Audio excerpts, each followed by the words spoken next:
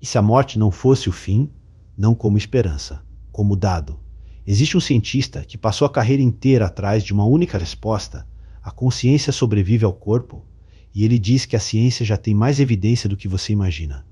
O que vem agora não é fé, é o que acontece nos 30 segundos depois que o coração para. Então é possível, resgatando lá, a ciência ela vai chegar em algum momento de conseguir provar a existência de vida após a morte? Pois é, então aí... Essa é a grande pergunta. Aí essa questão... Que daí ela linka com aquela tua pergunta, nós somos mais do que o nosso cérebro, certo? São as duas coisas Perfeito. que você pode mergulhar agora. Isso, perfeito. Então vamos lá. Então vamos começar a primeira questão, se nós somos o nosso cérebro ou não, e depois eu avanço para essa outra questão sobre se tem vida após a morte ou não. Uma das perguntas mais antigas que o ser humano se faz, como eu já falei, o que somos nós? O que sou eu? Já está no oráculo de Delfos, na Grécia. Na entrada do oráculo de Delfos vinha escrito assim: homem, conhece-te a ti mesmo. Precisa de se conhecer, saber quem eu sou. Uhum. E uma das questões fundamentais, nós chamamos isso de problema mente-cérebro. Nós sabemos que existe a nossa mente, isso que pensa, que sente, que tem vontade, e existe o cérebro, os neurônios, ativações eletroquímicas. A pergunta é, qual é a relação entre uma coisa e outra? Perfeito. Esse é um problema milenar da filosofia e da ciência não resolvido. É a pergunta de 1 milhão. Essa é a pergunta de bilhões. Bilhões. É a pergunta, talvez a mais importante pergunta que nós possamos fazer. E há trocentas visões sobre isso, mas há duas mais importantes, tá certo? Eu vou tentar resumir. Uma é a visão materialista ou fisicalista. Isso não vai nenhum demérito, estou só descrevendo a visão. Que é o seguinte, a matéria, ou seja, o cérebro, atividades eletroquímicas do cérebro, geram essa consciência, e quando o cérebro acaba, isso acaba, ponto final, pronto. Então é uma hipótese. O cérebro, o cérebro produz a mente, a consciência, a alma, e quando o cérebro acaba isso. É a visão materialista ou fisicalista. E existe uma outra visão do ser humano, não materialista, alguns chamam de dualista no sentido de que são duas coisas. Eu, além da minha matéria, do meu cérebro, eu sou algo além disso. Então, a minha consciência, ou o eu, o que pensa, o que sente, a consciência, a mente, a alma, o espírito, o nome que você quiser dar para isso, é algo que vai além do cérebro. E o cérebro, ao invés de produzir a consciência, ele é um instrumento para a consciência. Ele é um veículo. É um veículo. Certo. Como vocês agora estão me vendo pela tela do celular, do tablet, do computador, da televisão. Perfeito. Vocês estão me vendo. E aí vem um dado interessante. A pergunta é, eu sou criado pelo seu aparelho, que você está me vendo, a teoria materialista. Tô captando. Ou esse aparelho só está captando um Alexander que está em outro lugar, em outro contexto, e utiliza. Mas você vai falar assim, não, mas eu vou provar que o Alexander é criado pelo meu aparelho. Sabe o que eu faço? Eu quebro o aparelho e o Alexander desaparece. Perfeito. Se eu estragar o meu aparelho, eu não consigo ver o Alexander. E mais, se o meu aparelho for de maior qualidade, o Alexander aparece melhor em um 4K, com som surround e tal. E mais, e se eu estimular circuitos do meu aparelho, eu vou ver imagens.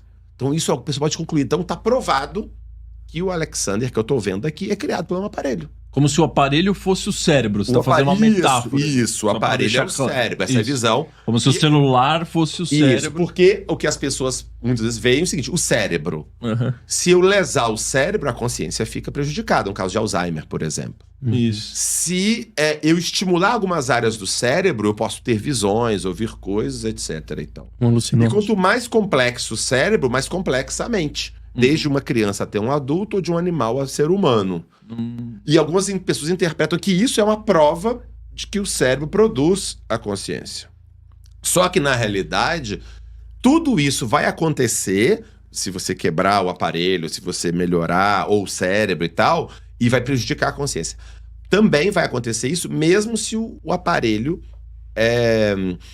não for o produtor do Alexander, ou o cérebro produtor da mente. Se ele for só um instrumento de manifestação. Mas como é que eu vou saber isso? Será que eu tenho evidências de que o Alexander ele pode existir e se manifestar de outras formas, além do que especificamente quando esse aparelho não está funcionando? Quando eu desligo a TV, eu consigo saber que o Alexander está em algum lugar? Exatamente. Será que eu consigo, por um outro aparelho ou de outra forma, ter acesso a isso? Caramba. No caso da consciência, seria mais ou menos a mesma coisa. Nós vamos ver, basicamente, a pergunta é: quando o cérebro não está funcionando, ou o cérebro morreu de vez, será que eu tenho evidências de que aquela consciência continua ativa e existindo? Por exemplo, trazendo nessa metáfora que a gente está fazendo, é como se eu pudesse ouvir a voz do Alexander por um rádio. Isso. Ou você vai ver, em vez de ver no tablet, você vai ver numa outra televisão. Para nessa imagem por um segundo. O cérebro pode não ser quem produz a sua mente. Pode ser só quem capta ela. Como um rádio que não cria música, só sintoniza. Quebra o rádio, a música não some. Ela continua tocando em algum lugar. É uma ideia simples. E ela muda tudo. Você vai ver em outro aparelho, né? Então você vai ter isso. Então, e o que é, por exemplo, exatamente... Ou quando o aparelho é totalmente desligado, sem funcionar, e depois você percebe isso. É exatamente as experiências espirituais que a gente está falando das investigações, experiências de quase morte. O cérebro, especialmente nas paradas cardíacas, alguns segundos depois, o cérebro fica isoelétrico, ele para de ter atividade elétrica. E isso é possível de ser medido, né? Só para o pessoal isso tem claro. evidências Tem nesse evidências sentido, científicas, né? Fica um... Isso, ou seja, o cérebro, quando o coração para... Porque o cérebro é o seguinte, o cérebro, ele... as atividades eletroquímicas do cérebro gastam muita energia. Precisa de glicose e oxigênio para o cérebro funcionar, ele gasta muita energia. E ele não tem reserva. É como uma casa sem caixa d'água. Entendi. Tá certo? Se a Sabesp parou de mandar água, acabou a água do cano, acabou a água da casa. Não Aí o tem cérebro sorte. desliga. O cérebro é assim, isso. Aí o cérebro desliga, até para ele economizar, para ele não morrer. Se continuar sem nada, ele morre em algum tempo depois. Entendi. Né? Então ele desliga, ele fica isoelétrico, ele fica desligado e fica desligado para poder economizar energia, para poder ver se volta a ter energia. Ou seja, então se eu morrer e meu coração parar de bater, o meu cérebro ele desliga rapidamente. Em torno de 30 segundos. 30 segundos. Isso. Tá. Basicamente, o que a gente tem de evidência é que quando o coração para de funcionar, em torno de 30 segundos o cérebro fica isoelétrico. Tá. Ele para de funcionar e aí... Bom, para de funcionar. Se você conseguir reanimar a pessoa, o coração volta em alguns minutos e tal... O cérebro Aí volta o cérebro a funcionar volta. e a pessoa sobrevive. É a reanimação que a gente A faz. Sabesp voltou a jogar água. Isso. É o que acontece nos casos de ressuscitação cardiovascular, né, de parada cardíaca. E aí, o que acontece? Nós temos, pela teoria materialista, se o cérebro está gerando toda a consciência, quando o cérebro para de funcionar, ou quando ele não está funcionando direito, a consciência tem que ficar turva ou parar de vez. Quando parou o cérebro, parou a consciência. E, de fato, isso acontece muitas vezes. A gente vê isso. Só que há inúmeros casos, né? Nós estamos na parada cardíaca, em torno de 15% das pessoas com parada cardíaca, quando elas ressuscitam, elas referem estarem lúcidas naquele momento. 15% é Caso bastante. 15%. Mas aí pode ver a ideia, lógico, assim, pode ser uma imaginação. A pessoa alucinou, a pessoa inventou isso, só uma criação mental. Claro que pode ser, a gente tem que investigar isso. Pode ser porque a pessoa, ela fantasiou isso, ela inventou porque ela aprendeu. Hoje em dia, na mídia, não conhece caso de EQM, né? O Harry Potter teve EQM, né? No Guardiões da Galáxia, aquele bichinho, Ripstick, eu acho, né? Ele teve EQM. Então, todo mundo conhece casos de EQM. O Harry Potter, quando ele conversa com o Dumbledore. Isso, né? exatamente. Na linha de trem. Isso, é o EQM que ele teve ali, exatamente. Então, assim, todo mundo conhece, cara. Então, assim, isso é uma criação cultural, as pessoas têm isso, a pessoa tem medo da morte, ela cria isso e tal, ou é uma alucinação. Mas aí vai uma série de investigações interessantes a esse respeito. Então, tudo isso já foi investigado, a gente revisa tudo isso, né? Então, para começar, primeiro, não é verdade que as EQMs são apenas uma criação da nossa... 15%. De cada 100 pessoas que tiveram o coração parado, 15 voltam contando uma experiência lúcida. Lúcida no momento em que o cérebro, na teoria, deveria estar desligado. A primeira reação é dizer, alucinação. Tá. Mas e se a ciência já tiver respondido a essa objeção?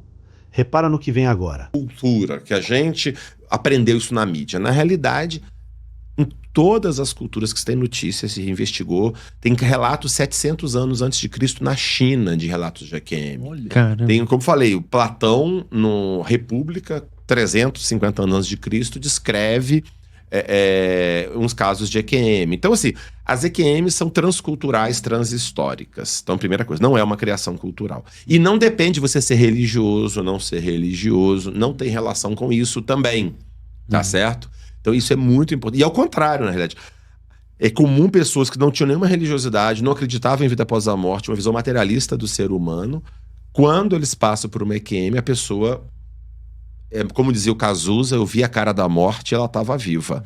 Né? Assim, ele percebe e passa a aceitar. A gente tem estudos, nós temos um estudo com mais de 200 pacientes com EQM aqui no Brasil. Foi o doutorado da Mona Lisa Silva que a gente orientou. A imensa maioria das pessoas começaram a ter ou aumentaram a crença em vida após a morte após terem tido uma EQM. Caramba. De 204 pessoas que tiveram EQM, que nós investigamos, só uma não tinha certeza que era uma experiência espiritualmente verdadeira de uma vivência. Então, assim, é uma vivência com um senso de veracidade muito forte. Muito grande. Segundo ponto interessante. Pode ser uma fantasia. Pode ser, pode. Mas, também outro dado muito interessante, quando memória fantasiosa, um dado interessante. Num paciente que está numa UTI, por exemplo, em que ele tem um problema cerebral, uma doença grave, ele fica confuso, que é o esperado, o cérebro está funcionando bem para ele ficar confuso. Nós chamamos isso de estado confusional ou delirium, é o nome técnico para isso. Quando o paciente volta de um quadro desse, tipicamente o paciente não lembra nada do que aconteceu, ou ele fala, eu estava viajando, eu estava totalmente fora de mim e tudo mais. Certo. Na EQM é o contrário, o paciente fala assim, não só eu estava lúcido, como eu nunca estive tão lúcido na minha vida como agora. Como naquele momento. E detalhe, tem estudos do Bruce Greyson, que é o principal autor no mundo nessa área, da Universidade da Virgínia, em que ele reentrevistou os pacientes com EQM pouco depois da EQM e 20 anos depois. Tá. A estabilidade da memória é muito acima das memórias convencionais que a gente tem. As memórias de vida. As memórias de EQM, isso. Muito mais que outras memórias, isso. E tem 3 estudos que compararam memórias, pegaram pacientes que tiveram a EQM e tal, e aí eles compararam. Tem uma escala que avalia a qualidade da memória. Se a memória se é uma coisa fantasiosa ou não. Existe uma escala que separa, então, se memórias são fantasiosas ou memórias verídicas. E aí, se o paciente teve EQM, você aplica essa escala na memória dele da EQM, em outras memórias reais de outros aspectos da vida dele, e uma memória fantasiosa. Você pede para ele fantasiar alguma coisa como se fosse uma falsa memória para ele fantasiar. Aplicaram essa escala. Como esperado, a memória fantasiosa pontuou menos do que a memória real, né? Quer dizer, a memória real pontuou mais que a memória fantasiosa. Mas o mais surpreendente nesses estudos, a memória de EQM pontuou mais do que a memória real. Caramba. Então esse é um outro dado sugestivo de que não seja real. Mas o mais desafiador e o mais interessante de tudo são justamente os casos de EQM com as chamadas percepções verídicas. A pessoa refere que observou coisas que aconteceram durante a parada cardíaca dele, por exemplo, que aconteceram ou no ambiente mesmo onde ele estava, já que estava com o cérebro sem funcionar, ele não poderia estar percebendo nada. Ou que aconteceram na sala de espera ou em outros lugares. E depois se verifica que estava correto. Por exemplo, o Bruce Greyson, que é esse pesquisador, o mais importante do mundo na área de EQM, ele tem um livro chamado, em inglês, After, acho que foi traduzido para Depois da Vida, se eu não me engano, em português. Saiu recentemente. Ele resume os 40 anos de pesquisa dele da área. E ele conta que ele começou a estudar o tema justamente porque ele tinha ido investigar um paciente que estava em coma e tudo mais e tal.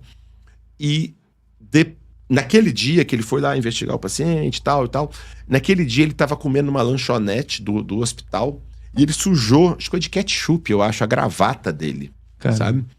E aí depois, o que ele fez? Ele fechou o jaleco dele para tampar a gravata para poder não...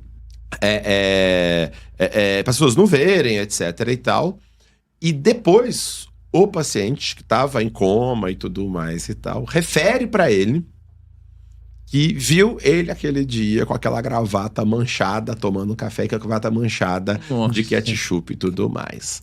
Então, tem muitos outros exemplos, mas esse é um exemplo de percepção verídica. Ou seja, que mostra ou sugere fortemente que a pessoa não está fantasiando. E, por sinal, aproveito para fazer um chamado. Nós estamos orientando um pós-doutoramento lá no NUPS da UFJF, do professor Fábio Carbogin, e nós estamos investigando justamente casos de percepção verídica em EQM. Então, se você teve ou conhece alguém que durante uma experiência de quase morte teve algum tipo de percepção, viu coisas que depois se confirmou como verídicas, participa da nossa pesquisa. Pô, Tá? olha. É só EQM, tá? Tem que ser EQM com percepção verídica. Então, nós estamos investigando no Brasil Que legal. esse tipo de caso. Sensacional. Essas viagens, digamos assim, né? Normalmente elas têm uma metragem, ou o cara pode, sei lá, ir pra saber alguma coisa que aconteceu em outra cidade. Ou normalmente é ali mesmo no hospital, no Então, leito. isso que a gente quer investigar. Porque há muita coisa que a pessoa relata na EQM que não tem como verificar. Eu encontrei com meu parente falecido, eu encontrei com um ser espiritual, eu fui para um outro ambiente celestial. Eu vi Jesus Cristo. A gente não tem como verificar. Mas existe uma outra coisa interessante também. Mais uma coisa, de novo, são peças do quebra-cabeça que vão se montando, né? Quando o paciente está no estado confusional apenas, como eu falei, o paciente fica confuso, ele fica agitado, ele acha que estão roubando coisas dele, ele vê cobra na parede, essas coisas. Ou às vezes ele vê pessoas, tem alucinações, ele vê pessoas, às vezes algum parente que veio falar com ele ou brigar com ele, pessoas vivas de um modo geral. Nas EQMs, basicamente as pessoas veem apenas pessoas que já morreram. E o mais interessante, às vezes, com certa frequência, a pessoa vê alguém que ela acha que está viva e só depois ela descobre que a pessoa já morreu. Nossa. Caramba. Esse caso me arrepia. Não é alguém sentindo uma luz no fim do túnel. É alguém descrevendo um detalhe que não tinha como saber. Uma coisa pequena, boba, que dava para conferir depois. Isso tem nome, percepção verídica. E é exatamente esse tipo de detalhe que separa um relato vago de uma evidência de verdade. Uma Interessante. Pickendarian, esse tipo de experiência. Pickendarian. Então, assim, é um outro exemplo que vai juntando essas peças de quebra-cabeça. É claro que pode existir também nas EQMs fantasias, pode existir tudo isso. Mas há um conjunto de evidências, tanto é que os principais pesquisadores no mundo, na área de EQM, eles tendem a achar que explicações puramente materiais da EQM não são suficientes, como Bruce Grayson, Pim Van Lommel, Sam Parnia, são exemplos de pesquisadores líderes que acham que não é. E, respondendo a sua pergunta, o mais comum é a pessoa referir percepções do ambiente. Ou do entorno, mas às vezes refere coisas em casa. Fulano estava rezando na igreja tal, e tal, um parente tal na igreja tal rezando, e depois, quando eu estava ali pedindo por mim, e depois você descobre que realmente o que estava acontecendo daquele jeito que a pessoa relatou. Então eu posso inferir que, dado toda essa sua explicação e esse estudo que está sendo feito com pessoas, vocês, pelo que eu estou entendendo, vocês estão querendo criar uma base de evidências, certo? Isso. Né? Que é o que a ciência faz. Isso. Para provar que se a gente, após a morte, ainda tem mais coisa. Que não é que desliga o cérebro e acabou e você não existe mais. A gente está querendo tentar entender esse fenômeno. Tá. E se há evidências dessa sobrevivência da consciência, né? Nós estamos do primeiro fenômeno, que é a experiência de quase morte. Nós vamos falar dos outros depois, né? Tá. Mas na experiência de quase morte, nosso objetivo, nós temos vários. Desde saber que tipo de pessoa tem esse tipo de fenômeno. Existe um padrão. Características psicológicas que a pessoa tem. Que impacto tem sobre a pessoa. Nós sabemos, por exemplo, como eu já falei, não importa se a pessoa tem de qual religião, de qual crença que a pessoa tem. Isso não importa. Se a pessoa tem medo da morte ou não. Não é isso que prevê. Quantidade de remédios, se a pessoa tomou muitas medicações ou não. Não é isso. Os estudos mostram que não é isso também que prevê. Nós sabemos o impacto que tem sobre as pessoas. No nosso estudo que a gente fez, mais de 70% disseram que foi a experiência mais importante que tiveram nas suas vidas. O outro dado interessante também, mais de 70% disse que a experiência de quase morte que eles tiveram contrariou a ideia que eles tinham do que seria a vida após a morte, inclusive, também. Isso é interessante, mostrando que vai contra também a hipótese de que é uma mera projeção dos nossos desejos.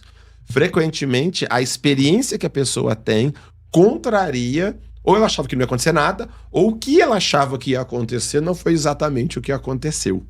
Então, em grande parte das... Ou seja, mais uma evidência de que sugere que não é uma mera fantasia, né? Pelo menos em grande parte dos casos. Muitas vezes vai contra as crenças bases da pessoa, certo? Isso, exatamente. Exatamente. Perfeito. E se a gente for olhar para as outras variáveis, que outras variáveis vocês estão olhando?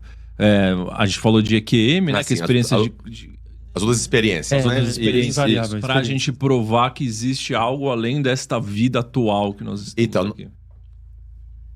Então vamos lá. Como eu disse, como que eu transformo...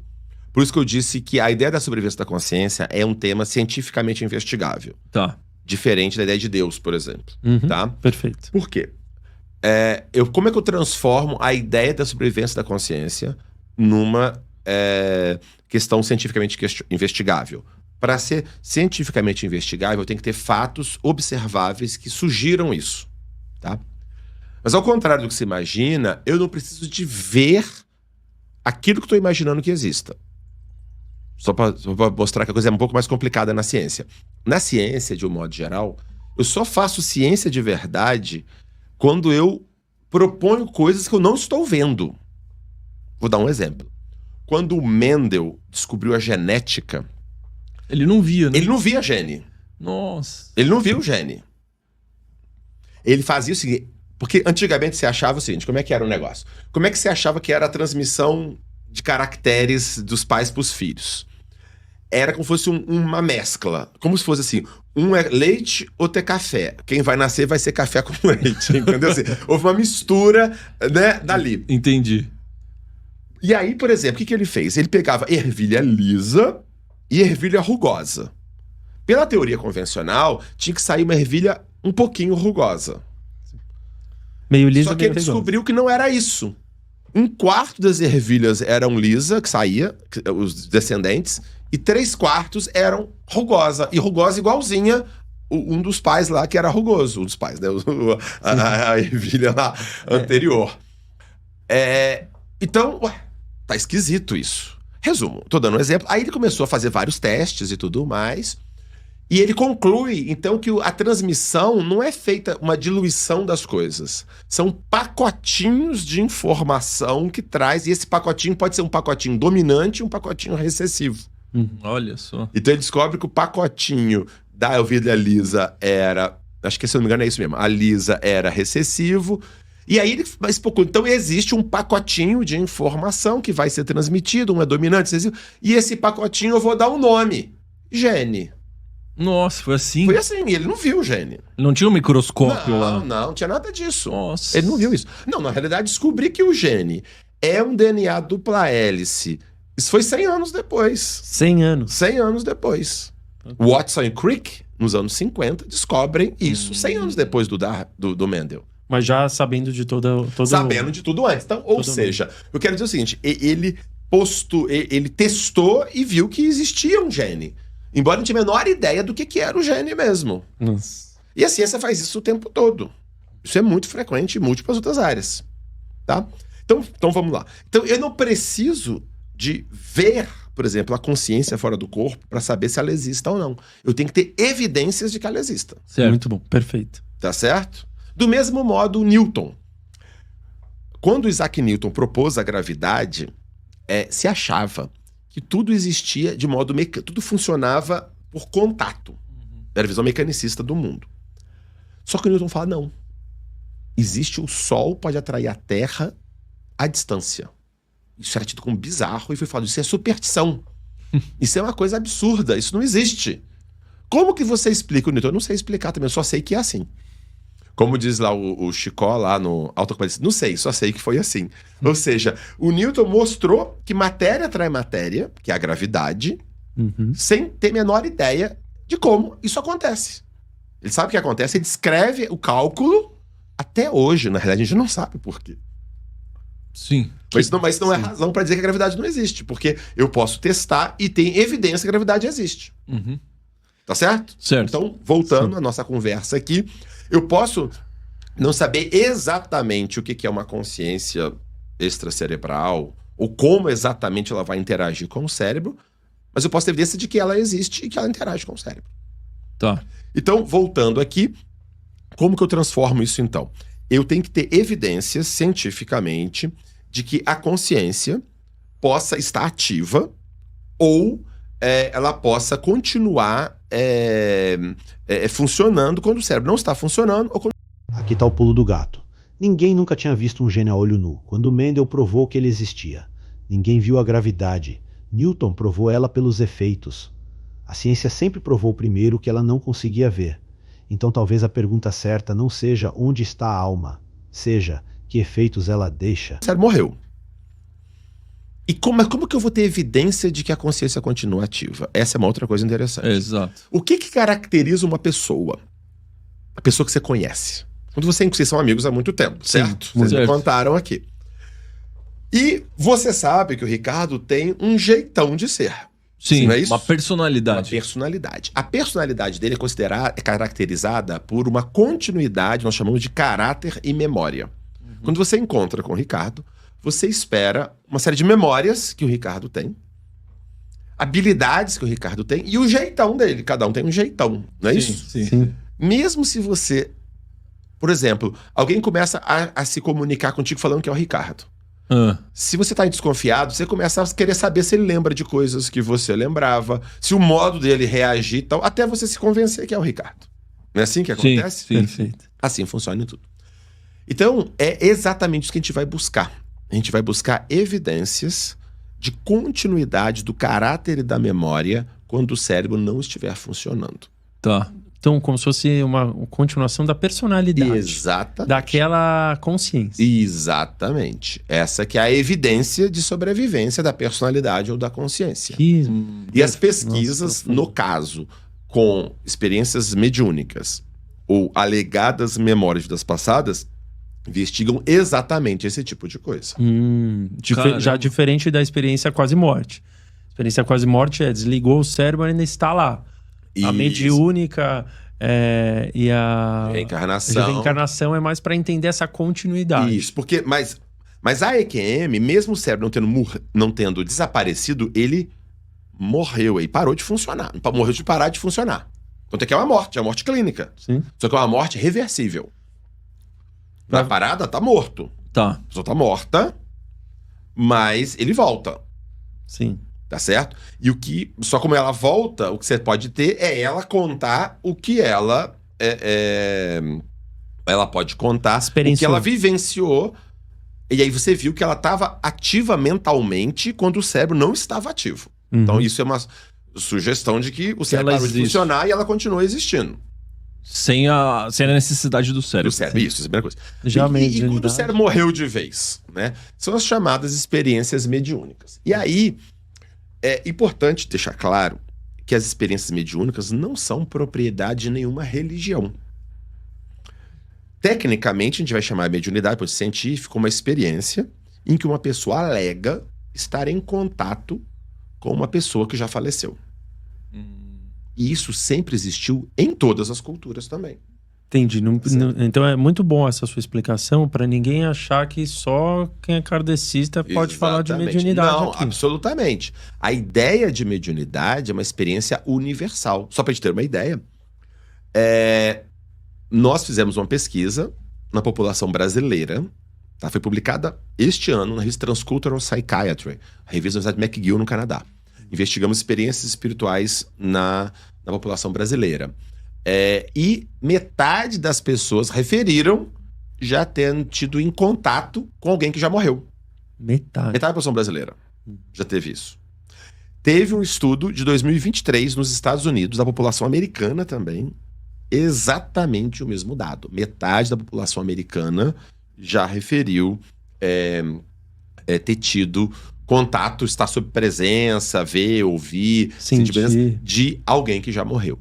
Então, é uma experiência universal. Isso tem em todas as culturas, né? Se você for olhar, no budismo tem essa experiência, os povos originários, em todos os lugares, né? No próprio Antigo Testamento, na Bíblia, tem o caso de Saul e Samuel, e também em que há uma evocação e se tem um contato com alguém. Então, assim, essas descrições sempre existiram, ver pessoas que já morreram. Isso Espíritos, né? sempre teve isso, né? Muito bem, mas isso, claro. Morte clínica reversível. Está morto e volta. E volta com memória, com lucidez, às vezes com uma informação que não tinha como ter. Metade das pessoas no Brasil e nos Estados Unidos diz já ter sentido a presença de alguém que morreu. Metade. Isso é alucinação coletiva, ou é a ciência chegando devagar onde a religião chegou primeiro? Eu deixo você decidir. Mas se essa história mexeu com você tanto quanto mexeu comigo, se inscreve no canal, porque segredo guardado é o que não falta por aqui.